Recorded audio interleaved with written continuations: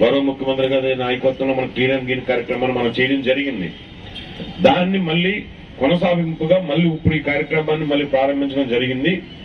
ఈ కార్యక్రమంలో ఒక ప్రభుత్వ ఉద్యోగులను లేదా ప్రజాప్రతినిధులను కాకుండా ప్రజలు ప్రతి ఒక్కరూ కూడా ఇందులో భాగస్వాములయ్యి, అందుకే మేము నిన్న ఇచ్చిన ఇన్స్ట్రక్షన్ కూడా అన్ని డిపార్ట్మెంట్ జిల్లాలో ఉన్న 57 డిపార్ట్మెంట్లని ఇందులో ఇన్వాల్వ్ చేయమని చెప్పాం.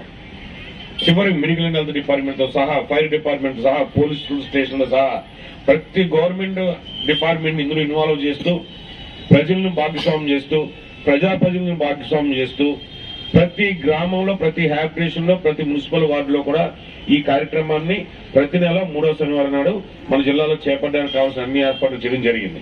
ఎటువంటి అనారోగ్యాలకు గానీ ఎటువంటి ప్రమాదాలకు తావివ్వకుండా ఉంచుకుంటూ మనం సుఖంగా ఉంటాం, మనం ఆరోగ్యంగా ఉంటాం, మనం రక్షణతో ఉంటాం పాటు మన పక్కవారు కూడా అదే విధంగా రక్షణతో, సుఖంతో, ఆరోగ్యంతో ఉండాలనే ఆలోచనతో మనం ఈ కార్యక్రమాన్ని చేపట్టవలసిందిగా జిల్లా ప్రజలందరినీ కూడా నేను కోరుకుంటూ అలా చేస్తారని కూడా ఆశిస్తూ ఈ అవకాశం ఇచ్చిన మీ మున్సిపల్ కార్పొరేషన్ వారికి, వారి సిబ్బంది అందరూ కూడా ధన్యవాదాలు.